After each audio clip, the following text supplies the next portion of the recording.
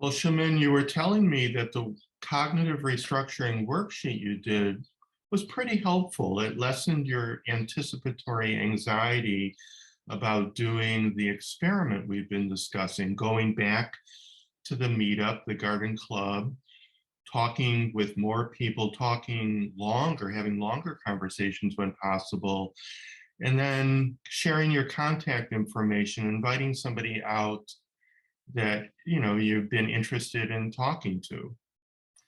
Yeah, Um, it was. okay, good. But you're also saying that it's still pretty scary and you're not sure you can get yourself to actually do that experiment again. Right. Yeah. I'm still feeling a little hesitant. Okay, so it sounds like you're of divided mind there. So the part of you that wants to go, can you briefly summarize again what are your reasons for wanting to go? Well, I've been putting a lot of time and money and energy into this, and so I would like to continue to make progress. Um, I want to make friends, so I'd also, like to continue to work on making friends and having a better social circle. Um, and like you said, my anxiety is a little bit less intense. Well, not a little bit. It's less intense, and so I'd like to continue to feel less anxious around folks, and I'd feel good about myself. It would make me feel good to tackle this and not have to hide so much anymore. Okay, thank you. Then there's another part of you that's kind of scared and not so sure, actually pretty sure that you don't want to go. Describe that point of view. Why do you not want to go? Well, I mean, it's still scary. I've done some stuff, but I still get pretty scared when I'm putting myself out there. I worry that people are gonna see that I'm nervous. They're gonna see me sweating or fidgeting or that I'm going to stumble on my words or say something stupid, and they're going to think I'm weird or stupid, and I'll just feel bad about myself. Okay. Now that's really common that we are of divided mind, that there's kind of a rational part of us that is in line with our values and knows what we want to do, but then there's an emotional part of us that might be rather scared to move forward on pursuing our values. Okay. But they're both important parts of us. We don't want to get rid of our emotions. That's part of what enhances our life, warns us about danger, helps us get intimate, close with people, helps us experience joy. So we don't want to defeat our emotions. We want to bring a consensus between the rational part of you that wants to pursue your values, in this case, go to the garden club and work on meeting friends, and the emotional part of you that's scared for the reasons you mentioned of doing so and would rather avoid. And so Okay. I have an idea of an interesting exercise that we can do. It's called a consensual role play, because we want to bring that consensus between the two different shamans, if you will, the two different sides of you. The rational side, you in that chair, and maybe when you go to the other chair, I'll have you go back and forth, you'll be the emotional shaman. So the rational shaman in this chair and the emotional shaman in the other chair. And we're going to have a discussion. It's not an argument like we've done before in other contexts. This is more of a compassionate discussion because, again, these are both sides of you. And we're not trying to defeat one side. You are trying to convince the emotional side to go, but you're not trying to vanquish her. You're trying to understand her with compassion and to help her understand why it's important, despite her feelings, to give this a try. Okay. So Okay. I'm going to suggest that we do this. Are you open to giving this a try? Yeah, it sounds a little strange, but yeah, I'll try. It is a little strange. Many people find it helpful, and then we'll discuss it afterwards to see if there's something you learned from it and benefited from it. Okay. Okay, so first of all, in general, how much at this point in time do you believe the rational argument you were making about why you want to go to this garden club, talk with more people, talk longer with people, share contact information, and invite people out? How much do you believe that versus how much do you believe that this is just too scary and risky? I don't want to go. I would say 40% of me wants to go and 60% of me is scared. Okay, okay. And I'll check with you on these numbers at the end of the consensual role play to see if that has changed at all. Okay, so you're going to be looking at the other chair and you're going to address yourself as Shamin in both chairs because they're both parts of you. And addressing the emotional self from your rational point of view, Shamin, explain to emotional Shamin why you want to go. Now, Yeah, right now, just one of the reasons. okay. Shamin, we've been working really hard on your social anxiety, and I think it would be really good for you to go out there and practice some of these skills. I think it would make you feel good. Okay, very good. And then move to the other chair.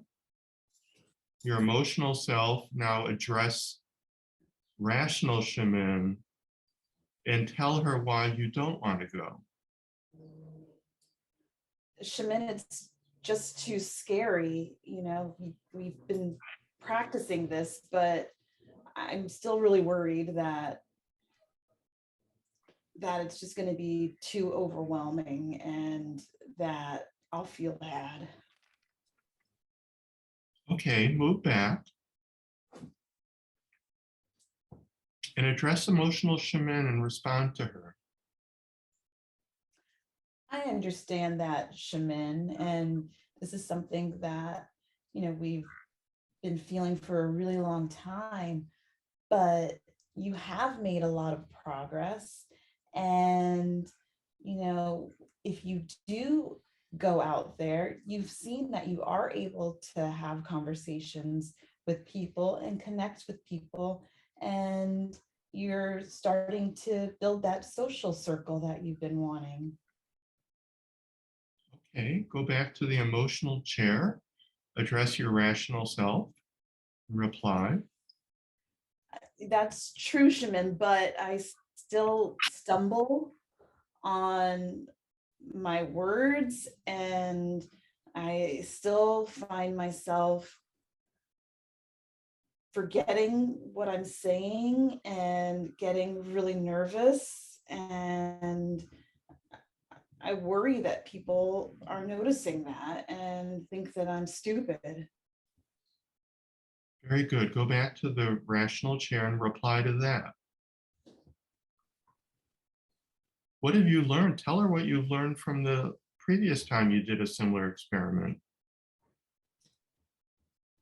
That does happen from time to time, Shamin. It happens with everybody. And one of the things that you have learned is that if you focus more on the conversation and get engrossed in the conversation instead of focusing so much on ourself, then we're able to, even if we have a misstep, even if we stumble on our words, even if we get lost and forget what we're saying, that we're able to get back in the conversation and still connect with people, and that people enjoy talking to us. And say more about how it makes you feel about yourself to give that a try from past experience. And when we try, we feel really proud of ourselves. We feel good. We feel like we've accomplished something. And we've been working really hard on this. And so it feels good to see that progress and know that we are capable of connecting with people and making new friends. And tell emotional shaman about how you feel about yourself when you avoid because of your fears. And as you know, Shaman, when we are hiding or avoiding or finding a way to escape and leaving early, we often feel really bad about ourselves. We feel a lot of shame, and spend a lot of time, thinking about what we should have done differently, instead of feeling good about the fact that we tried. Very good. And move to the emotional chair. And reply to that to rational shaman. I know all of those things are true, Shaman, and we have made progress, but it's still really scary. And I still find that we're fidgeting, and that we are getting really hot and sweaty at times.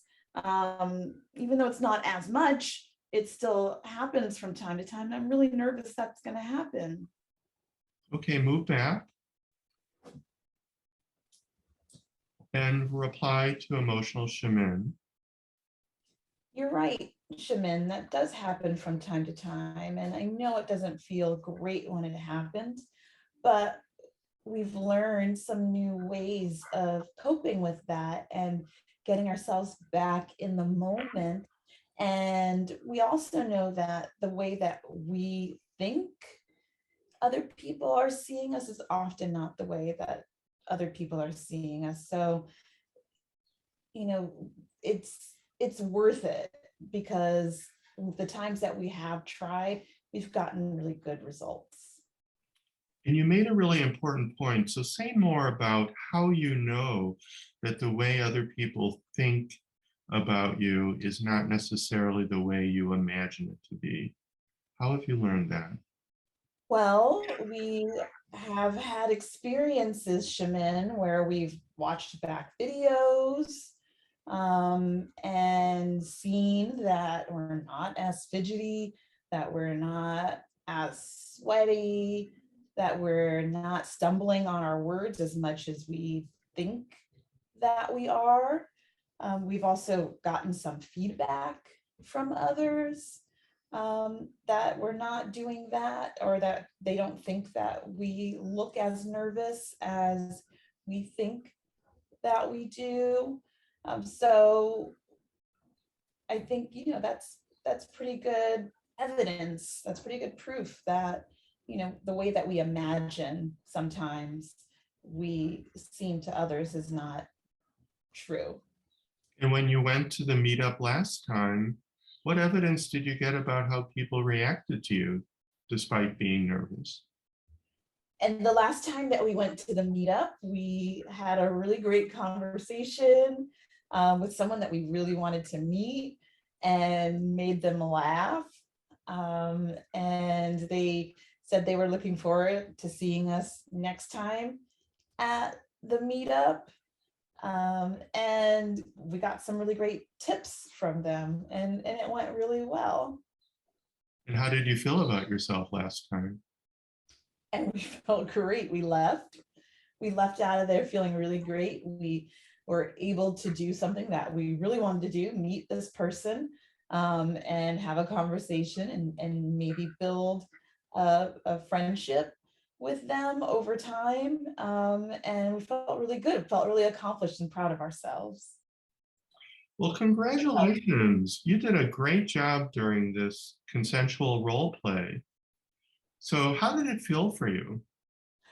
It was a little weird at first, Yeah, talking to but but it felt good. It was nice to, remember some of those facts, some of those truths, and be able to have some self-compassion. Okay. and understanding, but still be firm um, with myself. Um, yeah, it felt great. Very good. So it sounds like the things that were really key were the self-compassion and understanding, and also remembering the facts, the evidence. Not Yes, just making an argument, but you're recalling actual evidence from experiments that we've done. yes. And this is a little different than what I normally do in my head, where I'm not as kind to Yes. myself. Yeah, yeah, definitely. Very good. So right now, 0 to 100, how much do you believe the rational argument of why it's important for you to go despite your anxiety? 0 to 100. Um, I would say 60 now. I'm feeling more inclined to go. I Okay. believe it more that I can do it. And the emotional argument is 40. 40. So Yeah. that's a reversal. It was 40 rational, 60 emotional, not wanting to go before.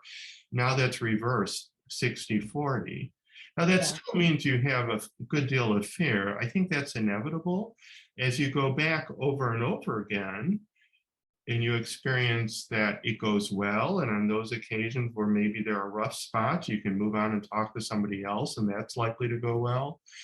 The more you get further evidence, the further reduced your anxiety will be, and even more importantly, the stronger your pride and self-confidence will be, the good feelings about yourself. Congratulations, you did good work. Thank you. Thank you so much. I really look forward to hearing how this experiment goes for you, going back to the meetup and talking to people. Yeah, I hope that it goes well.